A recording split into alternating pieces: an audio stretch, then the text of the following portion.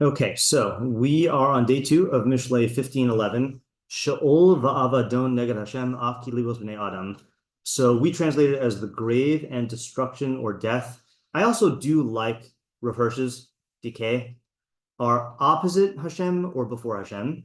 Okay, I think before Hashem ended up being the more common translation.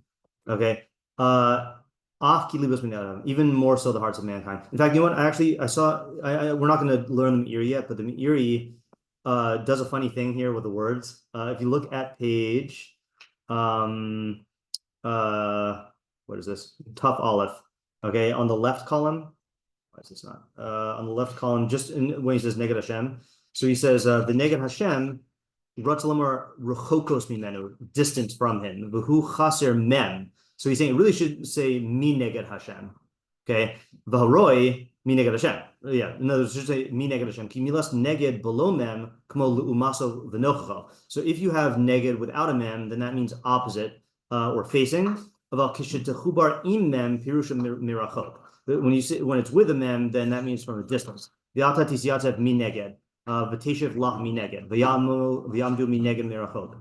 Okay, so in other words, it's very funny how he makes a big deal about how mi neged means something different, yet ikar chasmin sefer, the pasuk doesn't actually say mi neged, but that's his reading, right? So he's saying opposite or distant from Hashem. Okay. Even more so, the hearts of mankind. And I didn't see anyone who says afki means anything but kolshkein. I think everyone says it means kolshkein or kalvachomer.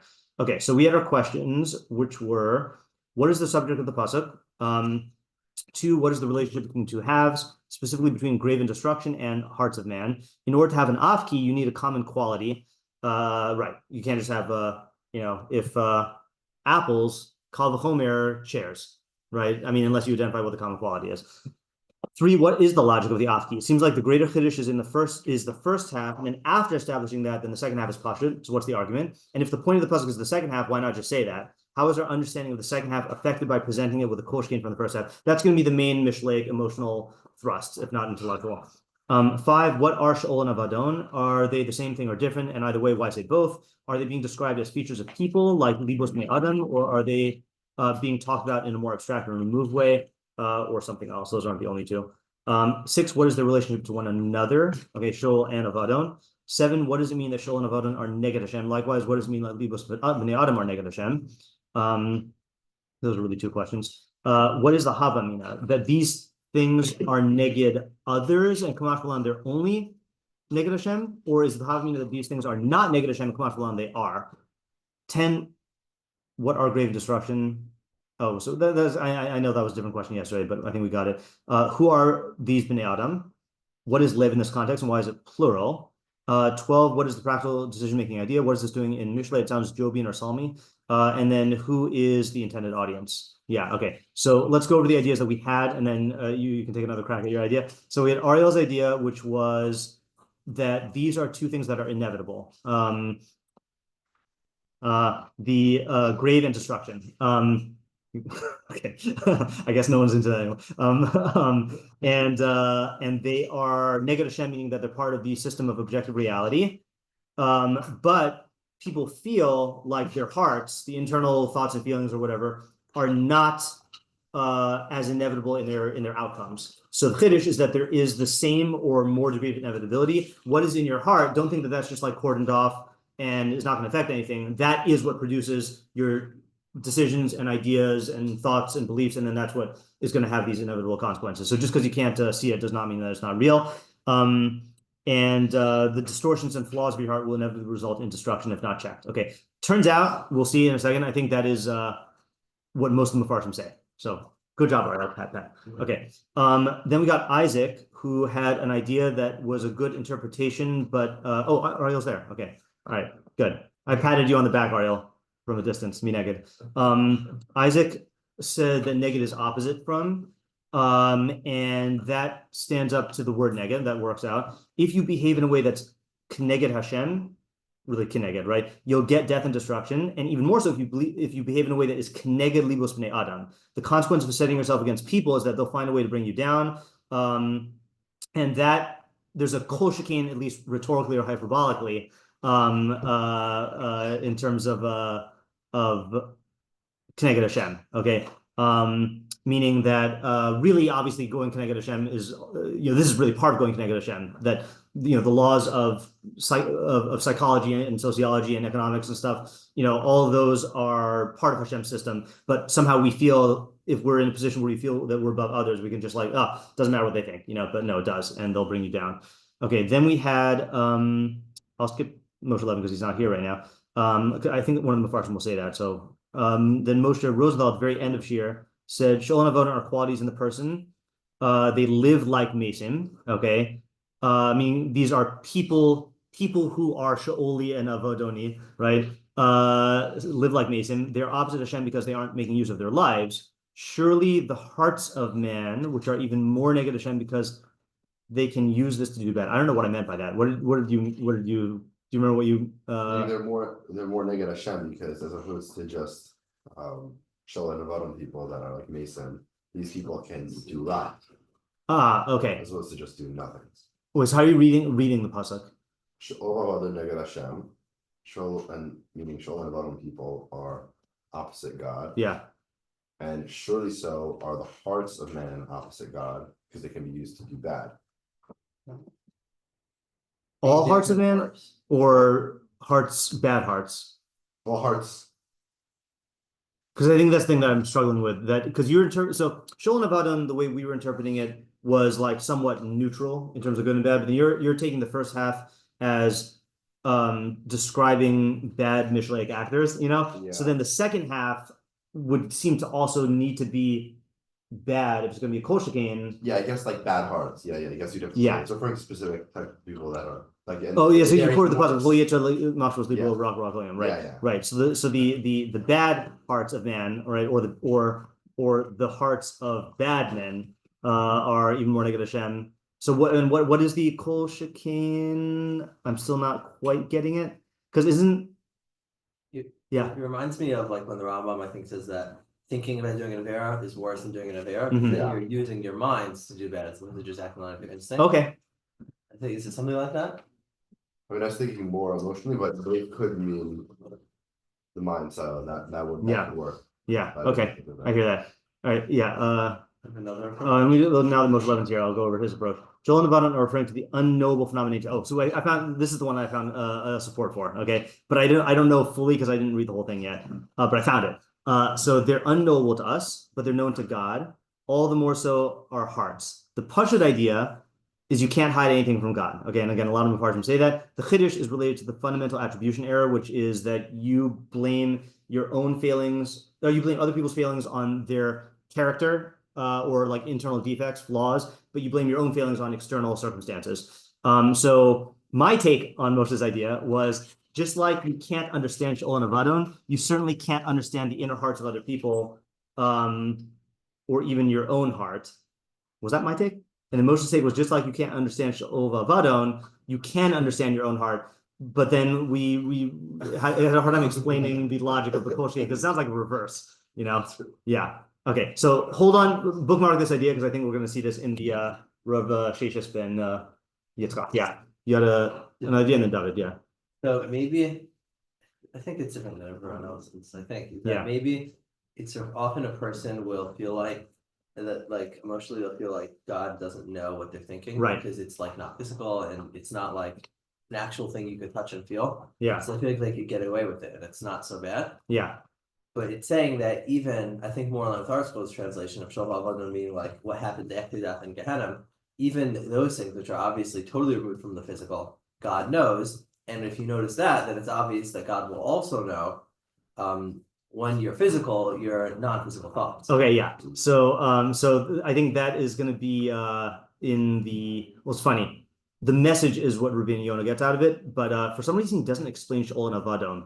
But okay, so we'll I think that's a good idea here. When it says people feel like God doesn't know what they're thinking since their thoughts are just in their hearts and are not visible.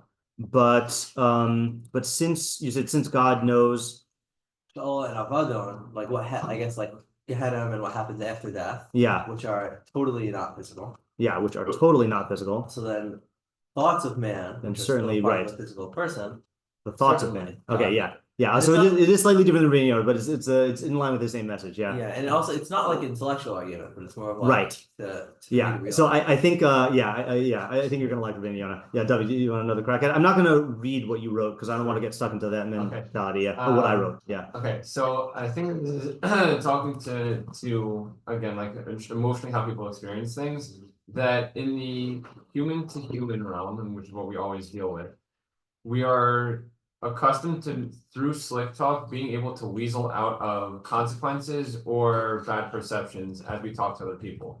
But we know very well that a dead person cannot talk slick and they cannot weasel their way out of whatever they have done. It's just apparent and evident. There's no wiggling their way out of that. I think that then this is saying they have changed. It's no different. That as we can see very, very clearly, Shaul Navadon, there's no getting out of it. As Ne'ashem, even your good slick talk or weaseling out of things is not possible with Ne'ashem. Okay.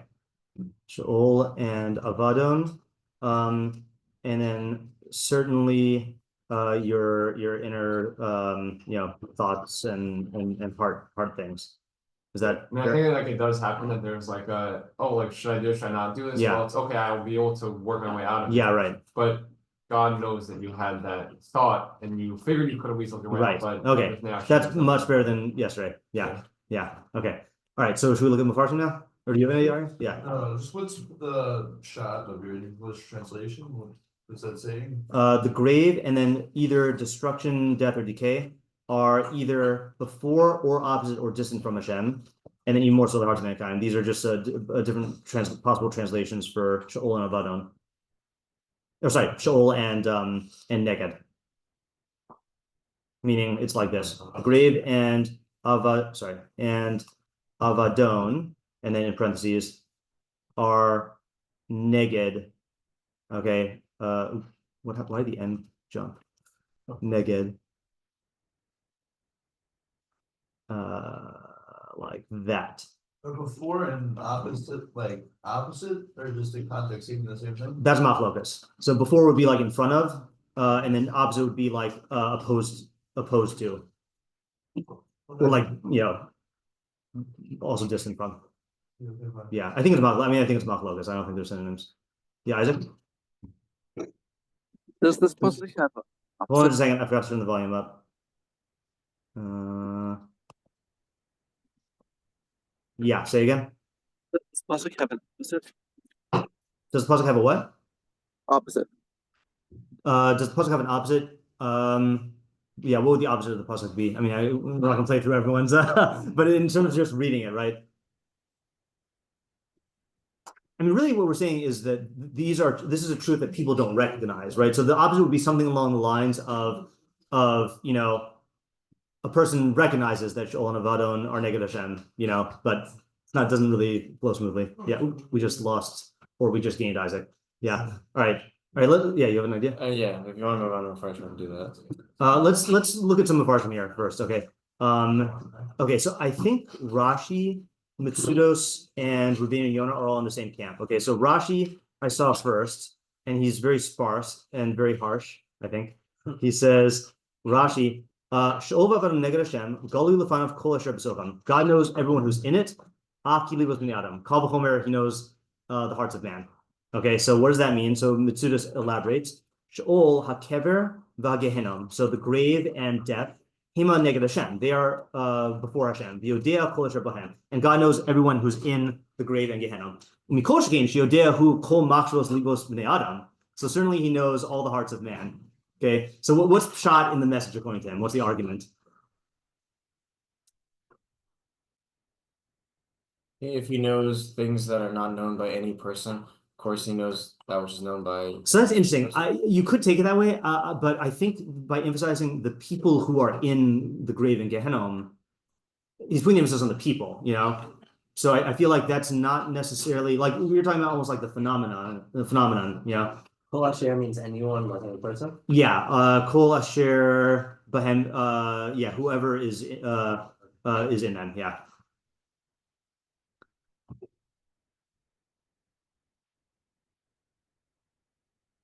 So I think the idea is, again, just the shot of it here is if you ask the average person, so this is starting off, the main point is going to be this idea we have about how you feel like God doesn't know what's in your heart. Okay. But if you ask people, the average Jew, like, does God know who's in Olam Haba and who's in Gehenna or Avadon? Then they say, of course he does, right? So then obviously he knows the criteria by which you get there. Right. Like if God, so to speak, is taking your ticket or putting the stamp on your hand, and he knows everyone who's in there, certainly he knows the criteria by which you get in there. So what's the idea of this insight then? Meaning, like, in other words, the thrust is still an emotional punch, right? But I guess, can we be more specific in what is being punched here? And just to flesh out the question a little bit, the way that we've been talking about earlier is we think that God doesn't know what's in our hearts.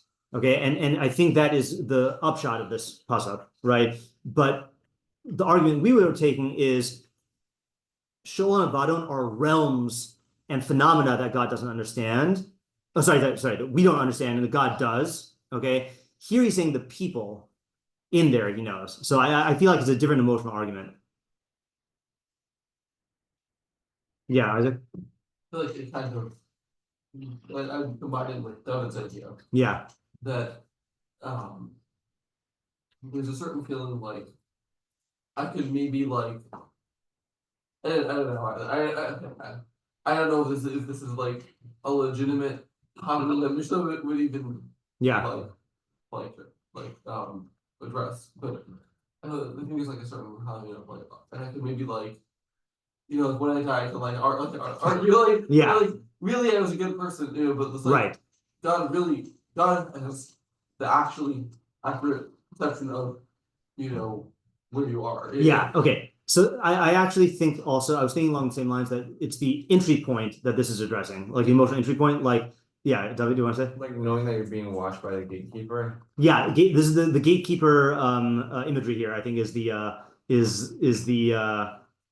emotional address of this. So it's like everyone. I'll say another. Everyone knows this idea of your zechuyos and your avonos are weighed at the time of death. We don't know what that means, but we know that it is weighed at the time of death, right? So why would you think that during your life God is not capable of knowing those things? Like we know that he weighs it when you die. So like, what are you doing feeling that like this realm of your laid is somehow not nigla before God, goli before God, Yeah. So that's interesting. So the question now is, does that change the emphasis? In other words, one of our questions was, why can't you just say God knows what's in your heart? And there are a lot of other psukim that say God knows what's in your heart. So that's why I feel like in order to really learn this idea, we need a specific, like, we need nuance here. This is not just saying God knows what's in your heart. This is saying the God who keeps the gates of Gehenna and Avadon knows what's in your heart before you get there. Yeah. I feel like, let's say you're trying to decide on like basically whether to choose the good action or the bad action. Yeah. And then you think the one who's like gonna decide whether whether I I'm like how the gatekeeper is like standing in the like watching me. Yeah. And like he knows exactly what I'm thinking. I'm not gonna be able to like pull it over him or anything. Like, Yeah. he knows what's in my heart, and then I'm making this bad decision just because I feel like it, not because I think it's not actually good. I justify it to myself. I think that's I feel like maybe that's like where like the emotional punch of it. Okay, I'm going to say this in the way I'm understanding it, but I'm not convinced that it's what you're saying. Okay, so you tell me if this is the same or not. Okay, which is that we all know that when a person dies, God will weigh their zechuyos of avonos. Okay, so he clearly is capable of doing that then. Why would we then say that that he doesn't care about that now? In other words, like, in other words, you won't be able to justify your avonos to him, to him at the gates, right? So why do you think you can rationalize that now? Yeah. Yeah. Is that what you're saying? Yeah, I think the like muscle that I'm thinking Yeah. is slightly different. It might not be exactly what the Pasuk is saying, but I think it's from the same idea. Yeah. I think there's like a classic like TV or movie like trope where someone's trying to like impress someone else. Yeah. And then what by like look at like the thing I'm thinking of that I was recently watching someone had wanted to get their kids into like a prestigious preschool, so they were talking to like the administrator who's in charge of admissions. Yeah. And so they were trying to pretend to be someone who's like much better, like much better than they are, but then like elements of like who they are, like right, creeping in. Yeah. So, I think it's like I say, it's like that, except you're not gonna fool them. Right. So let me give a more accessible muscle here. Okay. It's like I actually don't know what the range is on cops with the speed guns, a speedometer, whatever. What do you call it? Not speedometer. That's on your car. What do you call the Radar? say again? The radar? Yeah. Is there a name for the specific one that checks your speed? Well, they use LiDAR, but Yeah. All right. Fine. Whatever it is. I think speedometer measures speed. That's what it means. Yeah. Okay. Right. So it's the same word as the thing in your car. All right. That's weird. Anyway, so let's say you are driving over the speed limit. Okay. And the cop has the speedometer that is able to detect your speed at, let's say, like X, distance away. Okay. But then you slow down right when you go past him and you're like, officer, I wasn't speeding. He's like, I saw you speeding there, meaning his capability to detect your speeding, if you sped right in front of him, he could detect it. And his detection thing goes, he has the tool to detect it. So it can measure you even though you're not there yet, So it's a similar thing here. It's like God, we all know God will be able to assess your zechuyos and avonos when you die. So he has that ability. So of course he has it while you're alive. So how are you justifying, acting and doing things that are avonos now, Yeah. Yeah, I think maybe you could say the answer to that is like in the moment you do it, you're rationalizing it because you think it's the right thing to do or whatever, or not the right thing to do, but like maybe it's because you're tempted and like you couldn't control it, and maybe you could think in the moment of doing it, like there's a lack of clarity, and maybe God will see that. Right. Yeah. So just to be clear, I was not asking that as a real question. Meaning, I think there are a lot of answers, and that is one is rationalization. I was just saying that the logic it's saying is how, like, what were you thinking? Like that God can assess your heart. And the what were you thinking has many answers. Like, I thought it was good. I thought. What's the question? My question was I just wanted to elaborate on the argument that the pasuk is giving you, which is that the main argument is if God can measure it at death, or measure or assess or see it at death, he could see it at life.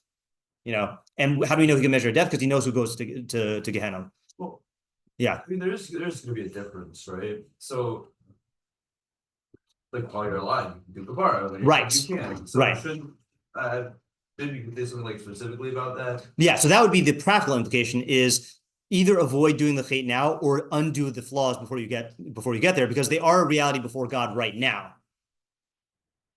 It's not like they become a reality before God when you get there. And I think that is, now that the more I think about it, I think that is how a lot of human evaluation things work, right? It's like you study for the test and then you take the test and your teacher only sees your knowledge based on the test. The teacher doesn't see it constantly, Yeah. So, but God doesn't work like that. Yeah. Okay. Let's do Rabbeinu Yonah, who is similar, but he's wordy enough that I want to see whether he's saying another idea. Rabbeinu Yonah says like this. She'ol v'avado neged Hashem achilu b'shnei adam yasir adam l'taher libo. So it's warning a person to purify his heart. Ki Hashem bochin klayos v'lev, because God searches thoughts and heart, or kidneys and heart. Al kain yevosh adam mecharosh bilvavo machshavos aven. Therefore, a person should be ashamed too ashamed to think iniquitous thoughts. Umisinas hatochachas, and he should also not hate tochacha. He's trying to tie this back in. V'yataharenu migiluli hayeter. He should purify his heart of the filth of the Yetzer, Lifnei Hashem Yisrael, Asher Yibachanenu B'chol Eis, who discerns you at all times, who tests you at all times. V'zehu Amar Af Ki Libos Bnei Adam. That's what it means, even the hearts of man. Ki nefesh hanefesh ne'etzeles min kavod, because the soul emanates from the glory. Okay. The footnote guy says hakoch hamaskeles, the rational faculty of who yisod hanefesh v'ikari kavod. So he's saying the rational faculty comes from God's glory. I don't know what that means. V'im haaretz ayifasa b'yisod ha'avar. That's probably a pasuk. I was going to say that sounds like an Eov reference. Okay, and the body comes from the earth. Afki halavavos asher nechtzavu min hakodesh. So too the hearts that are hewn from the holy. Ki yibachanim Hashem yivichakarem.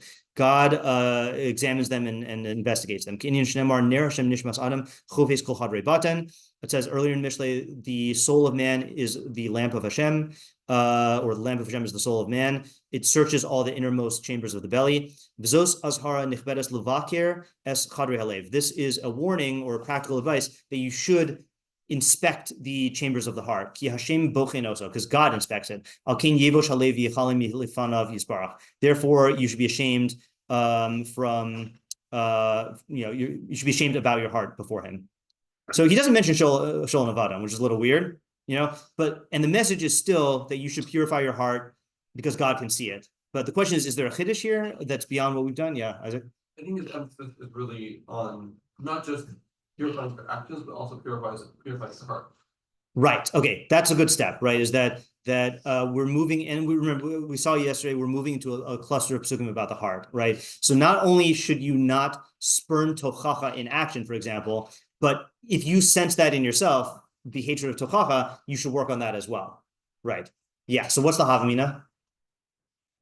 Is it just the same havamina as before, or is it different? Yeah. I feel like there's like a different havamina of like, as long as I can control myself, right, and not do bad actions, right. Then yeah, that's a good havamina, right?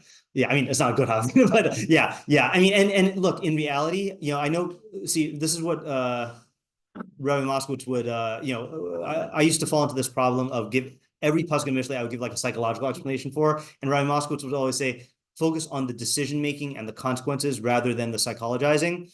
This is talking about the psychologizing though, because mostly Mishlei does talk about if you do X, you'll get consequence Y. I don't care why you did X, just this action will bring about that consequence. But then Rabbeinu Yonah is saying it is not enough. You don't stop there because the Gilulei Hayetzer, what he calls them, right? The filth of the Yetzer can affect your decisions, even though you right now have them under control. Yeah. I just don't. It's hard to say what he gets from the whole pasuk because he's omitting the first half. I don't know. Okay, let's do one that I think corresponds to Moshe Levin's, and I haven't read this yet, but this is in not in your packet. This is in the R Sheshes ben Yitzchak Gerondi. Okay, so Rabbi Zucker is the first one who brought this to my attention and called him a Maimonidean. Okay, so let's see if that's consistent here. Okay, because a non-Maimonidean would say that this refers to Gehenom, right, where you go, whatever. And so here's what he says: She'ova vadon neged Hashem. B'harbe makomos because of maskir shemos elo. So there are a lot of psukim that mention these three terms. V'heim shemos moshlim derech mashal inyanim hane'elamim v'asher nimna. I think that's a typo, right? It's supposed to be nimna'a, not with the first ayin. Hasagasam. Okay, so these are these terms refer in a metaphorical way to concepts that are hidden and are impossible to grasp. V'heim shlosha shemos. There are three terms: Sheol, v'avadon, v'maves. The pasuk didn't say maves, right? Okay, fine. Was that in the previous pasuk? Yeah. Okay, so maybe he ties it to that. I don't know. We'll see. Okay, Amnam Sheol hu remez la'omik ha'inyan. So Sheol is alluding to the depth of the concept v'dakuso and its subtlety. Okay, Ki Sheol hu shem mushal la'omik. Because Sheol is a borrowed term for something deep. Va'atzia Sheol hinach. I think it means if I make my bed in the grave in the depths, then you are there. Okay, it's in Tehillim. Shu hagova kumosh amar im esak shemaim shamata. Oh, so he's saying that it contrasts it with height, which is if I go up to the heavens, you're there. So in other words, Sheol means deep. Okay. So he's saying that Sheol is referring to this phenomenon, but referencing the fact that it's a deep concept. Valkain, hu shall shem hayarida l'Sheol, kain yored Sheol. Was that? Hu shall shem hayarida l'Sheol. Therefore, descent is a term that is a borrowed term that applies to Sheol, like the expression going down to Sheol. Okay, fine. So notice what he's trying to get out here is Sheol does not just mean death; it means depth, and going down is that's why I use the going down. Okay, Vavadon. So that's as far as I read. Okay, so I haven't read past this. Vavadon nikra asher avdu sham hamachshavos v'chadal ha'iyun mihasig alehem. Okay, so Avadon is referring to the fact that thoughts stop there and iyun ceases from grasping them. Oh, sorry. Is he saying that once you no? I think he's saying your thoughts cannot grasp it. He started off saying when you go there, your thoughts stop, right? But then he says v'chadal ha'iyun mihasig alehem, which sounds like Plural. yeah, yeah. If you assume the lehem is the Sheol and Avadon. Right? Yeah, your thoughts cannot grasp the Sheol and the Avadon. That's what he's saying, right? And he did start off by saying these are three terms that have different aspects of impossibility to apprehend. So it's so deep that you can't understand it, and then your thoughts and iyun can't reach it. I don't know what that means. Okay, but we'll go with him here. Okay, so these concepts are called death. Because death is nothing other than the gathering up of life. Kain hu shem afisa, not asifa. Zero, right? The negation of life. Sorry, thank you. Kain hu shem afisa, being up since 2:30 makes you dyslexic. Yeah. Kain hu shem afisa l'seichel al elu ha'inyanim. So too is the name negation for the seichel on these matters. Ki nimna mihasigam, he spelled right that time. Mihasigam hasaga amiti is kasherhu, because you can't grasp it as it actually is. Okay, so let's go through. So these three things are very deep and subtle. Your thoughts can't reach them, and you can't get the reality of them. Yeah, Isaac. Did you talk? I think I'm missing what. I'd say like what noun he's talking about. I think he's talking about after you die. The reality of after you die. And he's saying that those three things are called by these three terms, so it's called Sheol because the realm after death is so deep that you can't understand it now. It's called Avadon because your thoughts are like lost maybe from being able to get it now. And it's called Maves because your seichel can't get it. Yeah. Yeah. Talking about that, we were just saying these words are a mashal for ideas which you can't comprehend. Oh, that's okay, interesting. Oh,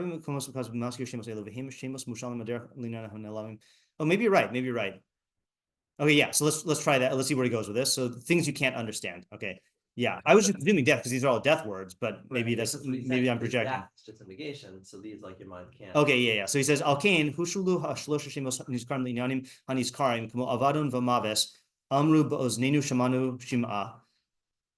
So sorry, that was a quote. Avadon v'maves amru ba'oznenu shamanu shim'a. That is 328. Eov 28:22. Do I look Tanakh back here? No. Yeah, I'll look on Al Torah, but I think Al Torah's Tanakh is archaic translation. What did I just say? 28:22? Yeah. You want to just look it up and tell me? So this translation says, destruction and death say, we have heard a rumor of it with our ears. Avadon v'mavs amru ba'oznenu shamanu shima. We've heard a rumor about it. What's the it? And so it looks like we're talking, it is hidden from the eyes of all the living and kept close to the fowls of the air. Oh, we're talking about the topaz of Ethiopia. No, I'm just kidding. What is he talking about here? It's context. Yeah. What's the chachma? Chachma ein timsa ve'eze malchum bina. So chachma and bina, right? So wisdom, where shall it be found? And where is its place of understanding? Man does not know its worth, neither is it found in the land of the living. The deep says, it is not in me. The sea says, it is not with me. It cannot be gotten for gold. Silver cannot be weighed for its price. It cannot be valued with gold of Ophir, with the precious onyx or the sapphire. Gold and glass cannot equal it. Neither can its exchange be for vessels of fine gold. No mention shall be made of coral or of crystal. Yes, the price of wisdom is above rubies, or corals. Right, that's the updated translation of Pninim. The topaz of Ethiopia shall not equal it, neither shall it be valued with pure gold. From where then comes wisdom? Oh, so it's the source of wisdom, and where is the place of understanding? Okay, it is hidden from the eyes of all the living and kept close to the fowls of the air. Destruction and death say, we have heard a rumor of it with our ears. God understands its way, and he knows its place, for he looks to the ends of the earth and sees under the whole heaven. When he makes a way, so it sounds like it's talking about these ideas and concepts that are hidden from us. I don't know exactly what it's referring to. All right, so let's follow his argument still. These things are hidden more than any other things that are hidden. All prior chachma that he spoke about, that is said above, in those psukim, lo yada enosh erka, I'm glad we read the parsha. Arum she'ol negdov in kasus lavadon. There's no cover up, right? There's the grave is naked before him, and there's no covering for Avadon. Okay, meaning to God, these areas of knowledge are completely revealed.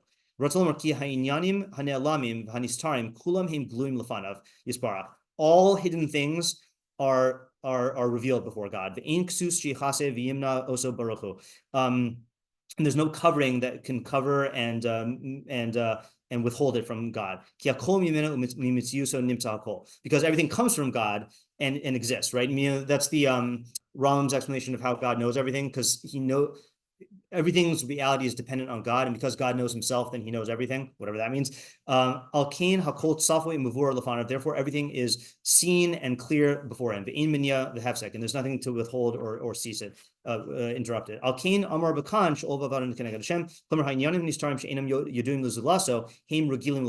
These things that people don't know, very wordy. These things that people know are familiar to him. And certainly the hearts of man. Now we get to the second half of the pasuk.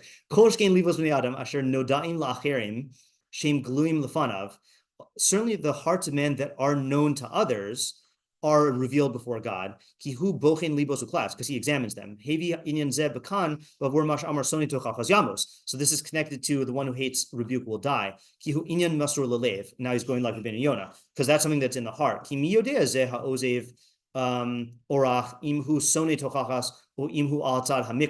knows if this guy who left the derech did so because of hatred or rebuke, or because of some chance occurrence? Al-Kain, yeah, that's an important thing. You know, when you pause here, when you're a high school teacher for long enough, and you are familiar with people who are like religious and then they went off the derech, you really don't know if they just, if it's some moral failing that they don't want to be bound by halacha, or if there's some trauma that happened, or like many times I'll see that someone went off the derech, and then only like years later I'll discover that there was some huge like abuse or something like that they had that was, I'm calling that mikra, meaning that it was not because they hate tochacha, but something happened to them that caused them to go off the derech. So we can't know that.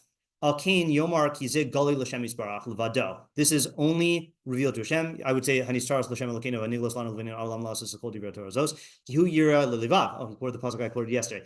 God sees the heart. L'Chein Amru B'Zal B'Chol Kiyotze B'Inyan Zeh Shehu Davar Hatali B'Machshavah Lab L'Kach Nemar Bo Yiras Yiresam Elokacha. So anything that is in the Machshavah Lab, it'll say fear God, right? Like in Parshas Kedoshim, Yiresam Elokacha is all the stuff that is Masur L'Lev. The Hizkir Inyanim Elu Kulam L'Lamdenu Derech HaMusar Ulimudo V'Tu'alto Asher Kacher Pasach B'Tchilas HaParsha Ben Chacham Musar Av.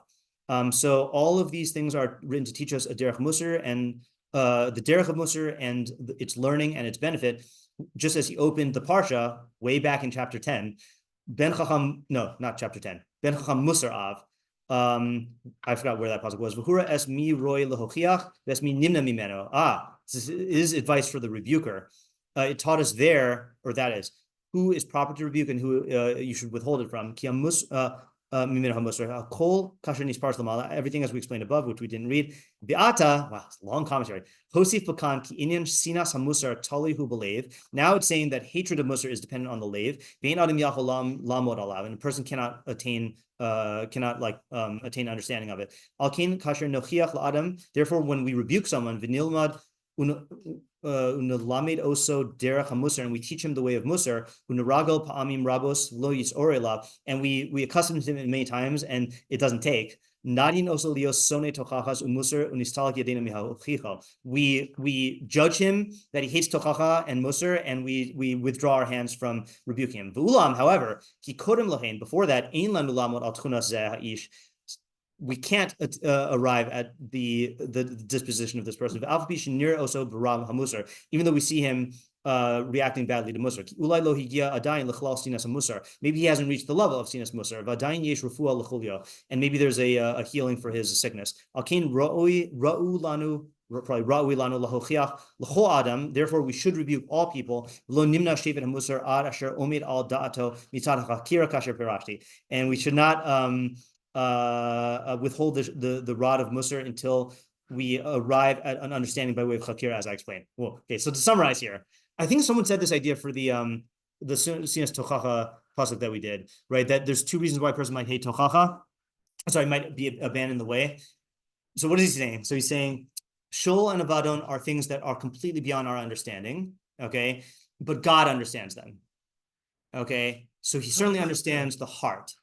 But then he's saying the reason why he's telling us this is because sinas tochacha is something that's in the heart, and you should not be quick to judge that someone hates tochacha because maybe they just have some other problem or whatever, and you should not refrain from rebuking them because you've diagnosed them as hating tochacha. But then he says until you've rebuked them a lot, until you see evidence that they hate tochacha, and then you can stop rebuking them. So there's a really circuitous path to get to this point. Yeah. I don't understand how the pasuk leads that idea. Yeah, I know, right? It sounds like almost, I thought he was going to say, therefore you never know whether the person hates tochacha, right? Are you saying, how do you know that the pasuk gets to the message that you should, Not tochacha at all. oh, so that he's getting from the context. But meaning, is there any evidence that this pasuk is even talking about that at all? Yeah, he's loading all these psukim are talking about sinas tochacha from all the way back from, where was it? On this Eov. What was the pasuk about tochacha? Yeah, 10. Oh, that's right before this. Yeah, so he's joining the two. But meaning, so he's like, the pasuk's talking about, according to him, about like God knowing things that we don't know. Yeah. And then God knowing some things we do know. Yeah. But how, I just don't see how in the pasuk it's talking about. Right. So here's how he's reading these two psukim, which is kind of unfair because we didn't read his commentary on pasuk 10. Let's just see how short that is. Oh, short. Okay. Od yidaber b'inyan b'yomar ki oziv orach klomer sheyotzi lefami min haderech hayashar v'note latat hapchisus v'oziv han hagas hayashar musar ra hu sheyesh lo. Klomer mi lo ki lo lomed b'darch musar kechol hatzorech. Ilu shamash kol tzarcho lo haya nata min haderech. Lachin kasher yilumduhu od v'yirgiluhu nakehu sheyashuv l'heiti v'losakin es asher ivaso v'roi hu zel lahochia. So you got a guy who abandons the path because he has not yet reached the level where he has that musar and he hasn't received enough rebuke, so you should rebuke him. But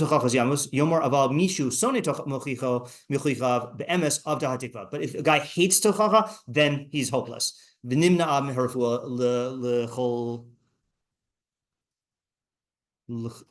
looks like a typo. Lihios or lachayos. Alkin hu rasha ba'avono yamos. V'pasuk zehu inyan asher hiskir l'mal b'pasuk evil yinat musar aviv loshav b'kan inyan hazeh ela ba'avur ha'pasuk haba acharav k'moshe bar. Okay, so the way he's learning these two psukim is there's two types of people who were oziv orach because they were overwhelmed with their taiva or mikra or whatever, but you should rebuke him. You should give him harsh musar. But soni tochachas, that's hopeless. Let him die. And if you're going to say, I can instantly tell whether this guy is soni tochachas, you should remember that there are things that you can't understand, that I spent a whole column and a half talking about, that God understands. So the hearts of men are very hard to understand. So you should not be quick to make that judgment but you should only make that conclusion after tremendous chakira, which is why I associate this with Moshe Levin's idea, which is, so I would just add, you certainly can't understand the inner hearts of other people, without a lot of chakira and experience. Okay, that's R Sheshes. So that's how he's learning the two pesukim. Interesting also that he says, given that, you should just keep on giving. Yeah, right. Like, because there could be a harm to that. Right, there could be, right. Yeah, it is a very interesting thing. I mean, again, I've seen this in high school where like you got a kid who does not, I'm not saying like giving them mussar, but like does not learn from consequences, not learn until like halfway through senior year, and then suddenly like they change, and you could tell that the change is because like you could tell that all the lessons and all the things that were there, but they just haven't reached that point yet, Yeah, so we have to stop for today because I got to leave now. But the upshot is it's advice for the rebuker, which is not an approach that we had taken explicitly. Yeah, all right. Sorry that was much longer than I thought, but it was an interesting read of the positive. It's interesting. He writes like a Musar Acharon, which is not a bad thing, but it's just not what we're used to in Mishlei commentaries. Yeah. All right.